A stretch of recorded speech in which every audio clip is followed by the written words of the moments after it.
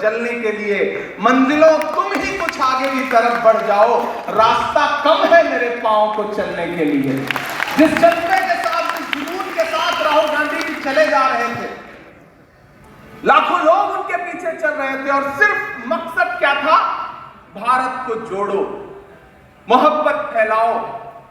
और वो एक नारा बीच में निकल के आया कि नफरत के बाजार में मोहब्बत की दुकान खोल रहा हूं। मेरे भाई, इस नारे की जरूरत क्यों पड़ी? इस यात्रा की जरूरत क्यों पड़ी? 4000 किलोमीटर पैदल चलने की जरूरत क्यों पड़ी? क्या क्या नहीं टिप्पणियां की गई? जब वो केरल में चल रहे थे तो भारतीय जनता पार्टी ने अपने ऑफिशियल ट्विटर हैंडल पे राहुल गांधी की टी शर्ट का फोटो डाल के टी शर्ट के रेट पता करने शुरू किए। इतने घटिया लेवल की राजनीति पर उतरी भाजपा। और आगे बढ़े तो राहुल जी ने प्रण किया था कि इस पूरी यात्रा के दौरान ना तो मैं शेव करूंगा, ना बाल कटवाऊंगा। वो सिर्फ एक टी शर्ट पहनते थे, एक ट्राउजर पहनते थे, एक जूता पहनते थे। कुछ दिन बाद भारतीय जनता पार्टी के मुख्यमंत्रियों के पास कोई काम नहीं बचा तो वो राहुल गांधी के दाढ़ी पर टिप्पणी करने लगे, उनके दाढ़ी के बाल गिरने लगे।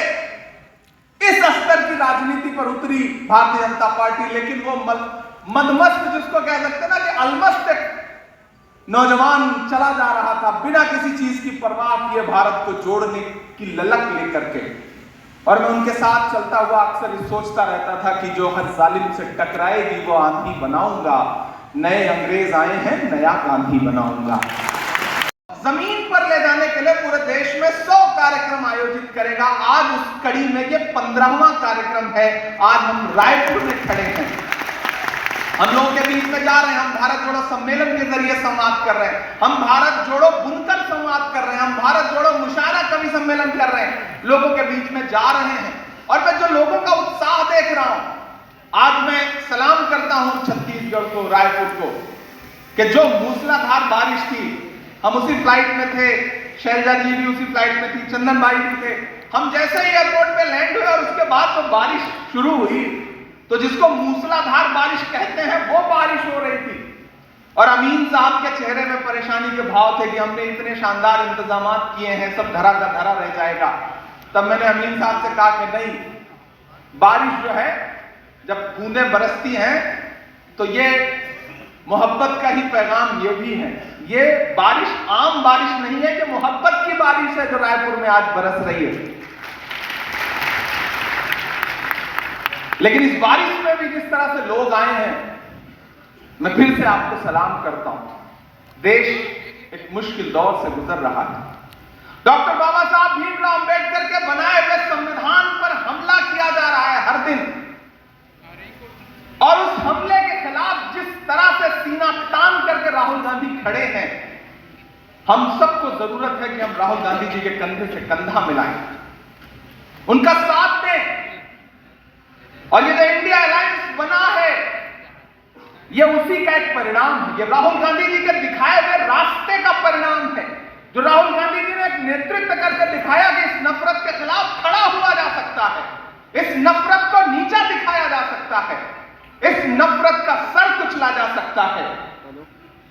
वो जो अहद राहुल गांधी का था, वो राहुल गांधी ने करके दिखाया। शायद इसी वजह से आज देखिए तो पूरे देश में एक मोहब्बत करने वाले लोगों की एकजुटता बन रही है। और उसका परिणाम यह हो गया है कि सरकार बौखला गई है।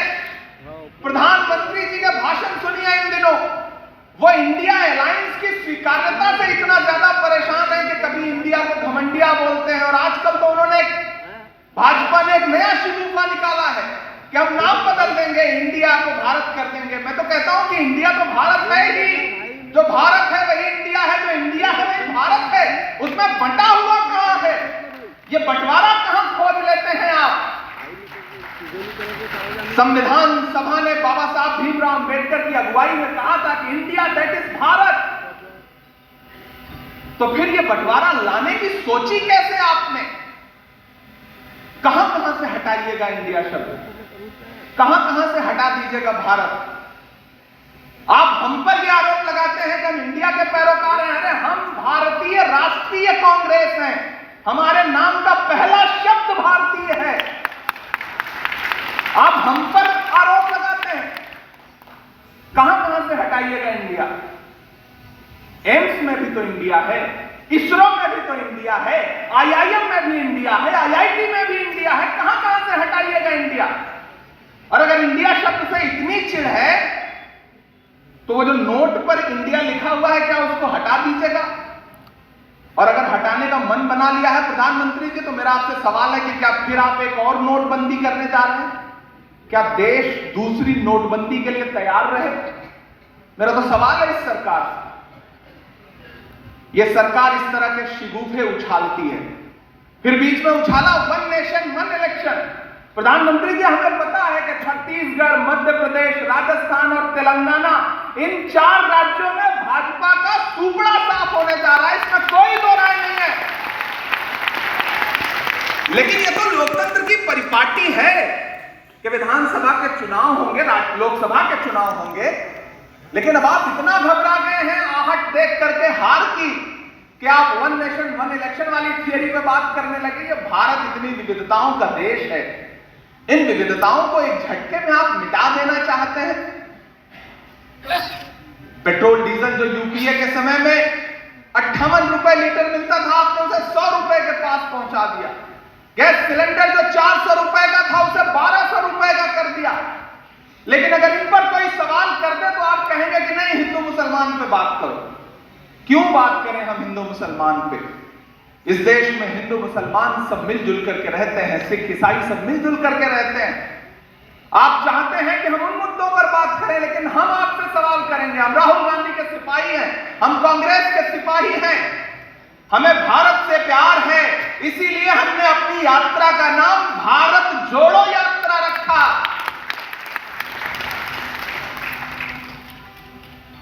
मेरे भाई छत्तीसगढ़ वालों, आने वाले दिनों में आपके यहां चुनाव, आप देख ही रहे हैं कि भाजपा के पास मुद्दे नहीं हैं, तो इसलिए उन्होंने एजेंसियों को छोड़ रखा है कि एजेंसियां चुनाव लड़े। लेकिन एजेंसियां चुनाव कर्नाटक में भी लड़ रही थी, नहीं जीत पाई, वहां भी नहीं जीत पाई, यहां भी नहीं जीत पाएंगी, मध्य प्रदेश में भी नहीं जीत पाएंगी, राजस्थान में भी नहीं जीत पाएंगी और तेलंगाना भी नहीं जीत पाएंगी। और इन 4 राज्यों के चुनाव का जो परिणाम आएगा, उस परिणाम के बाद अंदाजा लगाइए कि 2024 के लिए क्या माहौल होगा। उसी माहौल की आहट से डरे हुए हैं ये। यहां बड़ी तादाद में अलग अलग धर्मों के, अलग अलग मजहबों के लोग बैठे हैं। छत्तीसगढ़ अपने आप में बड़ा अनूठा प्रदेश है। मैं अल्पसंख्यक विभाग का राष्ट्रीय अध्यक्ष हूं। मैं आपसे 2-3 बातें कहना चाहता हूं। जब जब अल्पसंख्यकों की बात आती है तो एक नैरेटिव भाजपा ने बना दिया है कि अल्पसंख्यक का मतलब मुसलमान। नहीं, अल्पसंख्यक का मतलब सिर्फ मुसलमान नहीं होता। अल्पसंख्यकों में 6 कम्युनिटीज हैं इस देश की। उसमें सिख भाई हैं, उसमें जैन भाई हैं, उसमें पारसी हैं, उसमें बौद्ध हैं, उसमें ईसाई हैं, उसमें मुसलमान हैं। 6 कम्युनिटीज हैं जिन्हें अल्पसंख्यक कहा जाता है। लेकिन भाजपा एक नैरेटिव बनाती है कि नहीं, अल्पसंख्यक का नाम जैसे ही आया वैसे एक जहन बने कि नहीं मुसलमान, और आपको बरगलाने की कोशिश करेंगे। ऐसे लोग आपके बीच में छोड़े जाएंगे कि नहीं, कांग्रेस ने तो अल्पसंख्यकों के लिए किया क्या। मैं यहां खड़ा होकर के आपसे यह कहना चाहता हूं मेरे भाई कि ऐसे बहुत सारे लोग आपके बीच में आएंगे, आपको बरगलाएंगे, आपको सोशल मीडिया और व्हाट्सएप के जरिए एक अलग तरह का ज्ञान देने की कोशिश करेंगे। जब भी इस तरह के लोग मुझसे सवाल करते हैं तब तो मैं उनसे कहता हूं कि मेरे भाई, वो कांग्रेस पार्टी ही है जिसने डॉक्टर जाकिर हुसैन साहब को इस देश का राष्ट्रपति बनाया। वो कांग्रेस ही है जिसने ज्ञानी जैल सिंह साहब को इस देश का राष्ट्रपति बनाया। वो कांग्रेस ही है जिसने फखरुद्दीन अली अहमद साहब को इस देश का राष्ट्रपति बनाया। वो कांग्रेस ही है जिसने सैयदा अनवरा तैमूर को असम में मुख्यमंत्री बनाया। वो कांग्रेस ही है जिसने अब्दुल गफूर साहब को बिहार का मुख्यमंत्री बनाया। वो कांग्रेस ही है जिसने बरकतुल्लाह साहब को राजस्थान का मुख्यमंत्री बनाया। वो कांग्रेस ही है जिसने अब्दुल रहमान अंतुले साहब को महाराष्ट्र का मुख्यमंत्री बनाया। वो कांग्रेस ही है जिसने ए.के. एंटोनी साहब को इस देश का रक्षा मंत्री बनाया। वो कांग्रेस ही है जिसने एक दिन खामोश से रहने वाले सरदार डॉक्टर मनमोहन सिंह साहब को इस देश का प्रधानमंत्री बनाया। लोग आएंगे, आपको बरगलाएंगे, आपसे सवाल करेंगे, चाहेंगे कि आपका ध्यान हटे। लेकिन मेरे भाई, ये लड़ाई बहुत बड़ी है।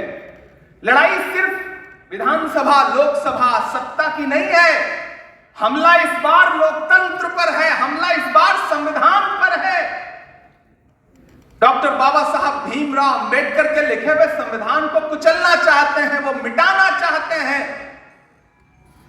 और ये आप जान लीजिए कि उसके खिलाफ इस देश में अगर सबसे बड़ी आवाज कोई सीना ठोक के खड़ी है तो उस आवाज का नाम राहुल गांधी। क्या क्या नहीं सजा दी गई राहुल गांधी को। मेरे भाई, हजारों हजार करोड़ रुपए खर्च करके राहुल गांधी जी के खिलाफ सोशल मीडिया पे, मीडिया पे जो प्रोपेगेंडा फैलाया गया है कि उनकी छवि को किस तरह खराब करने की कोशिश की गई, लेकिन एक भारत जोड़ो यात्रा ने पूरा नैरेटिव बदल दिया। संसद सदस्यता ले ली गई बीच में। क्यों? क्योंकि उन्होंने मोदी जी के उद्योगपति दोस्त पर सवाल खड़ा कर दिया था।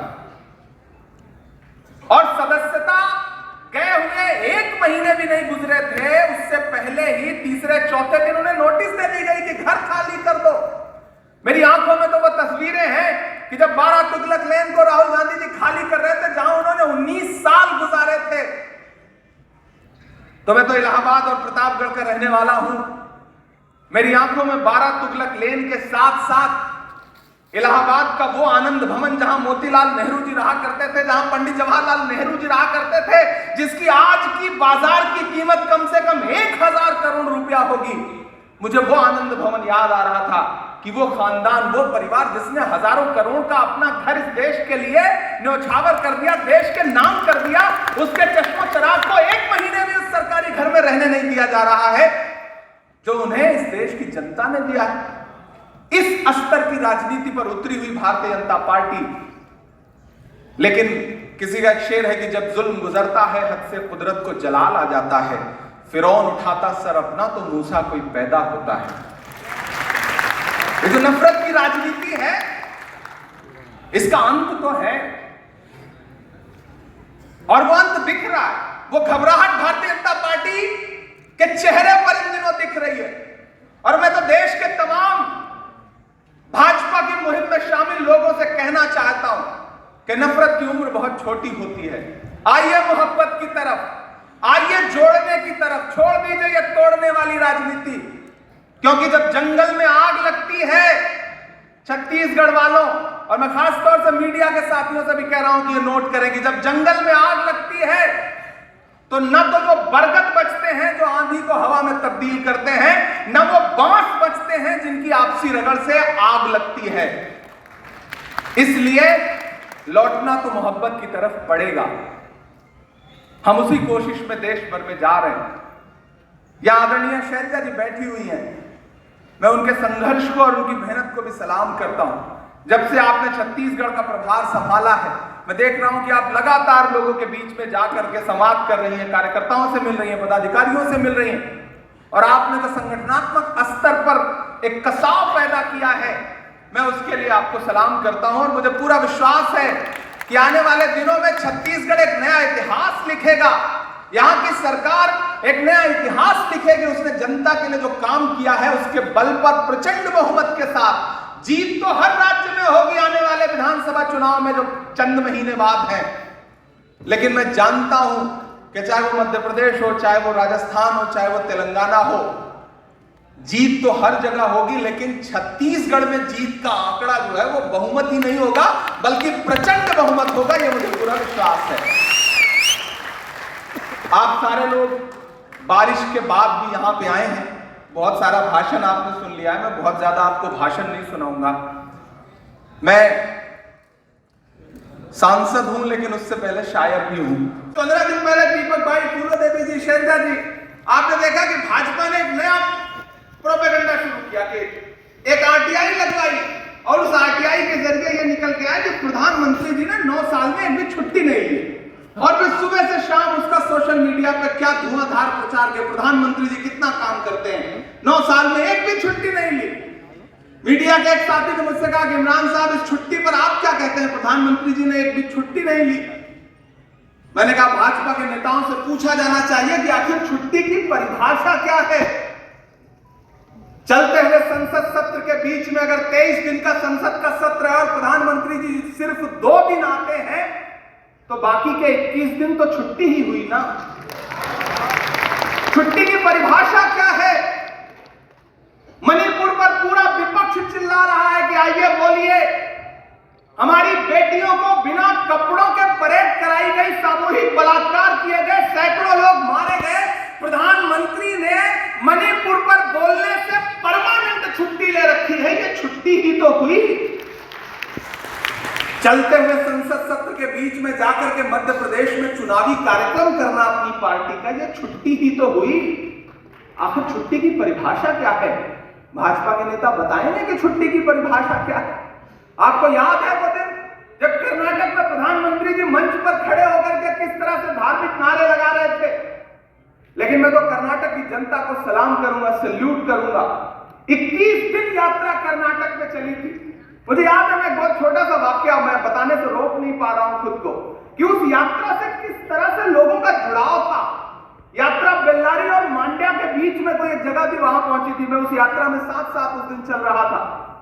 हमने देखा कि किनारे लाखों की भीड़, हजारों लोग, एक हुजूम होता था। मैंने देखा कि 80-82 साल की बुजुर्ग अम्मा जो है वो किनारे खड़ी है और उनके हाथ में खीरा है। खीरा ककड़ी जो हम आप खाते हैं, जो हमारे आपके यहां सामान्य खेतों में होता है, उनके हाथ में 2-3 खीरा है। तो मुझे लगा सुबह सुबह एक बुजुर्ग महिला आई है और वो खीरा लेकर के इस यात्रा में क्यों आई है? हमारे साथ कुछ वहां के लोकल पत्रकार थे, तो हमने उनसे कहा यार इनसे बात करो, ये खीरा लेकर के यहां क्यों खड़ी है? तो उन बुजुर्ग अम्मा का जवाब सुनना। जब पत्रकारों ने उनसे पूछा कि आप खीरा लेकर के क्यों आई हैं, तो उन्होंने कहा कि मेरे पास कभी खेत नहीं हुआ करता था। ये जो राहुल गांधी आ रहा है ना, इसकी दादी ने जब भूमि सुधार कानून लागू किया तो मुझे थोड़ी सी जमीन मिली थी। यह खीरा उसी खेत का है जो राहुल को तोहफा देने के लिए लाई है। ये है इस यात्रा की ताकत, ये है मोहब्बत की ताकत जो राहुल गांधी जी ने करके दिखाया है। मैं सलाम करूंगा राहुल गांधी जी को। मैं यहां खड़ा होकर लगाना था प्रधानमंत्री को, तो प्रधानमंत्री विदेश का दौरा कर रहे थे और राहुल गांधी मणिपुर में जाकर के उन लोगों को अपने सीने से लगा रहे थे। जब इस देश के किसानों के साथ राहुल गांधी जी जाकर के हरियाणा में धान रोप रहे थे, तो प्रधानमंत्री जी किसी इवेंट में लगे थे, जबकि यह काम प्रधानमंत्री को करना चाहिए। जब यूपीएससी की तैयारी करने वाले दिल्ली के मुखर्जी नगर में रहने वाले छात्र अपने भविष्य को लेकर के चिंतित हैं, तो वहां प्रधानमंत्री को जाकर के उनकी समस्या सुननी चाहिए। लेकिन वहां गया कौन? राहुल गांधी गए, उनको सीने से लगाया। बाइक के मैकेनिकों के बीच में कौन गया? राहुल गांधी गए। लद्दाख कौन गया? राहुल गांधी गए। इस वक्त देश में जो काम प्रधानमंत्री को करना चाहिए वो राहुल गांधी जी कर रहे हैं। इसलिए मैं चाहता हूं कि आने वाले दिनों में नजारा बदले। इस देश में असली प्रधानमंत्री वो काम करे जो प्रधानमंत्री को करना चाहिए। ये तभी संभव होगा जब इस देश की सत्ता पर प्रधानमंत्री बन करके राहुल गांधी जी बैठेंगे। मैं नज़्म सुनाता हूं आपको कि हर भारतवासी की चाहत जीत गई कर्नाटक में। बहुत थक गए आप, मुझे पता है, बारिश में भी भीगे हैं, थोड़ा ठंड का भी असर है, बड़े तेज तर्रार लोग हैं, तो मुझे वो जोश, वो जज्बा दिखना भी चाहिए। जो पीछे जो लोग बैठे हैं, मैं सबकी शिरकत चाहता हूं इस नज़्म में। बहुत छोटी सी नज़्म आपको सुनाता हूं कि हर भारतवासी की चाहत जीत गई कर्नाटक में, नफरत हारी और मोहब्बत जीत गई कर्नाटक में। हर भारतवासी की चाहत जीत गई कर्नाटक में।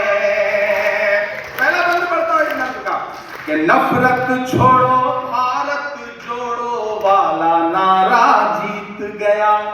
जो अगला मिसरा है वो सच्चा लगे तो फिर आपकी तालियों का शोर सिर्फ इस ऑडिटोरियम तक ना रहे, बाहर तक भी जाए कि नफरत छोड़ो भारत जोड़ो वाला नारा जीत गया। अगली लाइन सुनिए कि नफरत छोड़ो भारत जोड़ो वाला नारा जीत गया। लाखों वाले सूट से एक टी शर्ट हमारा जीत गया। वाले सूट से एक टी शर्ट हमारा जीत गया। एक तपस्वी सच का दामन थाम अकेला निकला निकला था, एक तपस्वी सच का दामन थाम अकेला निकला था। सब झूठों की हार हुई और एक बंजारा जीत गया। उसकी जिद और उसकी बगावत जीत गई कर्नाटक में। नफरत छोड़ो भारत जोड़ो वाला नारा जीत गया। और आखिरी बंदे से मैं तुमको सुनाता हूं, हम क्यों जीते। भाजपा जो माहौल बनाना चाहती है उससे थोड़ा सतर्क रहना पड़ेगा। जब भी मैं मीडिया के, आज अच्छी बात है कि आज हमारी इंडिया अलायंस ने 14 ऐसे एंकरों की लिस्ट जारी की है जिनके कार्यक्रमों का बहिष्कार करना है, क्योंकि वो सिर्फ और सिर्फ दिन भर उनका एक सूत्रीय एजेंडा रहता है। मीडिया किस तरह नैरेटिव गढ़ने की कोशिश करती है कि सवाल पूछना होगा कि महंगाई है, तो वो सरकार से सवाल नहीं पूछे, वो कांग्रेस के किसी प्रवक्ता से या कार्यकर्ता से, सिपाही से सवाल पूछेंगे कि इस देश में महंगाई है, आप क्या सोचते हैं। विपक्ष का आदमी क्या सोचेगा, वो तो यही सोचेगा ना कि आप ये सरकार से सवाल पूछिए या प्रधानमंत्री से सवाल पूछिए, लेकिन नहीं, उनका एक नैरेटिव है। लेकिन हमने कर्नाटक में उस चीज को लागू करके दिखाया। मैं बंद पढ़ता हूं कि धर्म जाति से उठकर सब इंसान हमारे साथ रहे, राम का हमको प्यार मिला, रहमान हमारे साथ रहे। वो जो बंटवारा करते हैं बीच में हिंदू मुस्लिम के, उन्हें बताओ बजरंगी हनुमान हमारे साथ रहे। कि नफरत गई कर्नाटक में, बहुत गिरा, नफरत की है हिरासत जीत गई कर्नाटक में। नफरत हारी और मोहब्बत जीत गई कर्नाटक में। और आखिर में पोस्ट ग्रेजुएशन कर रहे थे तो आपका एक भी सहपाठी है नहीं?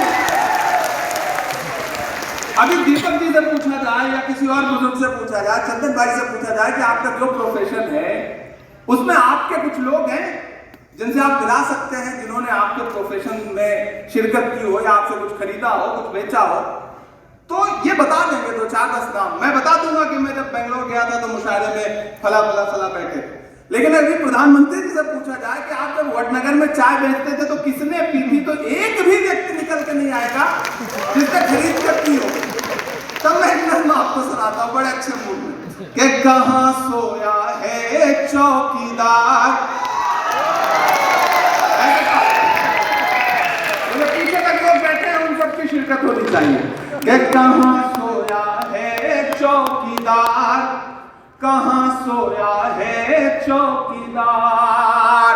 पेट्रोल और डीजल की कीमत रही सैकड़ा मार, कहाँ सोया है चौकीदार, कहाँ सोया है चौकीदार, कहाँ सोया है चौकीदार, कहाँ सोया है चौकीदार।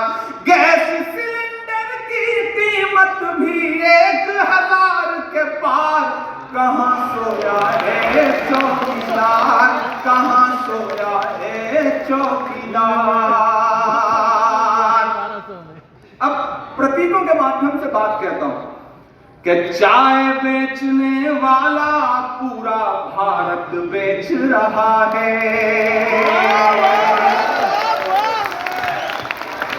रेलगाड़ियों से पानी टपक रहा है, वंदे भारत का वीडियो देखा था आपने? रेलगाड़ियों से पानी टपक रहा है, सड़कें धंस रही हैं, पुल टूट रहे हैं, सोना पीतल में बदल रहा है। वाह वाह। और इस सरकार को नाम बदलने की पड़ी। छत्तीसगढ़ वालों जो अपना चलाया हुआ 2000 का नोट 7 साल नहीं चला सके, वो हमसे 70 साल का सवाल जवाब पूछते हैं। हमसे 70 साल का जवाब पूछते हैं। महज 9 साल में इन्होंने हमें रेलगाड़ी से बैलगाड़ी पे पहुंचा दिया। अगर इन्हें 70 साल मिले होते तो हमें मानव से आदिमानव बना देते। ये आपको समझना है। ये मुद्दों से हटाएंगे। लेकिन मुद्दों पे डटे रहना, इनसे सवाल पूछना कि ठीक है हाँ हाँ बहुत हिंदू मुसलमान सिख ईसाई, लेकिन ये बताओ कि ये जो गैस सिलेंडर का दाम 400 से 1200 किया था और फिर बाद में 200 रुपए सब्सिडी दे दी और ये कहा कि अब खुश रहो, राखी की तो उनसे कहिए भैया कि आपने जो हमसे 800 रुपए हमारी जेब से छीने थे फिर 200 दे के हमसे कह रहे हो कि खुश रहो। वो चंबल में पिछले दिनों एक कवि सम्मेलन मुशायरा हुआ, डाकुओं ने मुशायरा कराया। सारे शायर कवि बहुत खुश कि डाकू मुशायरा कर रहे हैं, जो दुनिया को लूटते हैं वो आज हमें पैसे देंगे, पेमेंट देंगे। बड़ा शानदार कवि सम्मेलन मुशायरा हुआ। खत्म होने के बाद सारे शायरों को डाकुओं ने पेमेंट जितना तय किया था उससे भी बढ़ा के दिया। बड़ी खातिरदारी की। खातिरदारी करने के बाद ले जाकर के चंबल की सरहद के बाहर छोड़ दिया कि भाई अब आप लोग जाइए, धन्यवाद, हमने आपकी मेहमान नवाजी कर ली। सारे कवि शायर बड़े खुश, बड़ा धन्यवाद अदा किया डाकुओं का, बोले पहली बार इस तरह का आनंद मिला है, बहुत धन्यवाद आपका। ये कहते हुए सारे कवि जब 4 से 10 किलोमीटर आगे निकल गए तो डाकू फिर पलट के आए और जितना पेमेंट दिया था वो भी और जो 150 बेचारों के जेब में था वो भी सब लूट लिया। तो कवियों शायरों ने डाकुओं से कहा कि भाई ये क्या हुआ, ये कौन सी बात हुई, जब लूटना था तो हमें दिया ही क्यों। तो डाकुओं ने कहा देखिए भाई वो हमारी मेहमान नवाजी थी, वो हमारा दायित्व था, फर्ज था, लेकिन ये हमारा काम है, इसे तो हमें करना ही पड़ेगा। तो इस सरकार के जो काम है वो दरअसल वही है कि पहले 800 रुपए बढ़ाओ, आपकी जेब से 800 रुपए छीन लो, फिर 200 रुपए देकर के कहो कि अब चलो खुश रहो। ये कहते हैं कि हम महिला सुधार करेंगे, महिलाओं की अस्मिता की रक्षा करेंगे, मुस्लिम बहनों को इंसाफ दिलाएंगे। हमारी आंखें तो इस बात की भी गवाह हैं कि जब हाथरस में एक दलित बिटिया के साथ बलात्कार हुआ और उसने अस्पताल में अपनी सांसों से लड़ते हुए दम तोड़ दिया, तो उसकी लाश को ले जाकर के रात के 2 बजे किस तरह से जलाया गया। और मैं उन पलों का गवाह हूं कि जब प्रियंका गांधी जी और राहुल गांधी जी उस दलित बिटिया के परिवार से मिलने, उसके आंसू पोंछने जाना चाहते थे तो नोएडा में गाड़ियां रोक ली गई और यह कहा गया कि मिलने जाने की इजाजत नहीं है। लेकिन मैं सलाम करूंगा, भारत बेच रहा है इसी काम में हासिल उसे महारत बेच रहा है कि रेल बिक गई, तेल बिक गया, बिका हवाई अड्डा। और अगली जो पंक्ति है, मैं पहली बार किसी का नाम लेने चल रहा हूं कविता में, लेकिन उस पंक्ति पे आपको मजा बहुत आएगा क्योंकि उस नाम के अलावा कोई नाम फिट नहीं हुआ बहुत सोचने के बाद कि रेल बिक गई, तेल बिक गया, बिका हवाई अड्डा, सब कुछ बिकता देख के खुश हैं अपने जेपी नड्डा। जनता महंगाई की मारी, जनता महंगाई की मारी करती हाहाकार, कहां सोया है चौकीदार, कहां सोया है चौकीदार, कहां सोया है चौकीदार, कहां सोया है चौकीदार। बहुत शुक्रिया छत्तीसगढ़ वालों, इस बारिश में भी आपसे डराने से डर जाएंगे, तो जब उसी तरह से आपका जोश नजर भी आना चाहिए। मत समझना डराने से डर जाएंगे, अब के सारी हदों से गुजर जाएंगे। मत समझना डराने से डर जाएंगे, अब के सारी हदों से गुजर जाएंगे। मौत के नाम का खौफ देता है क्यों, मौत के नाम का खौफ देता है क्यों, मौत जिस रोज आएगी मर जाएंगे। मत समझना डराने से डर जाएंगे, अब के सारी हदों से गुजर जाएंगे। कि हमने ज़मज़म दिया आग आबे गंगा दिया। वो हमसे 70 साल का सवाल पूछते हैं, जिन्हें पता ही नहीं है कि निर्माण क्या होता है, जिन्हें पता ही नहीं कि देश को बनाना क्या होता है, वो आज नेहरू जी पर टिप्पणी करते हैं। वो पिछले दिनों पार्लियामेंट में खड़े होकर के मोदी जी पूछ रहे थे, बताइए कांग्रेसियों 70 साल में क्या किया। तो खड़गे जी ने पलट के हम लोगों की तरफ देखा, बोले मत बताना, जो बताओगे ये उसको भी बेच देंगे।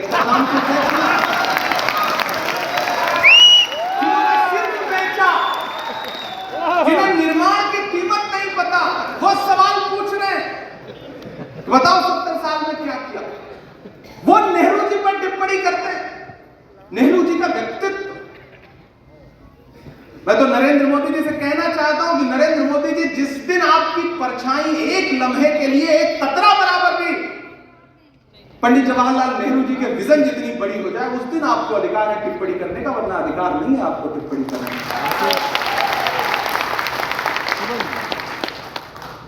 1947 में किन परिस्थितियों में मिला था देश कांग्रेस को, कभी सोचा है आपने? 1947 में भुखमरी थी, कुछ नहीं था हमारे पास। आज जो कुछ है वो कांग्रेस ने बनाया।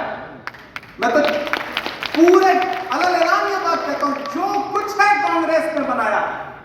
आपने तो सिर्फ और सिर्फ नाम बदलने की कोशिश की है, उससे ज्यादा और कुछ नहीं किया है। आपकी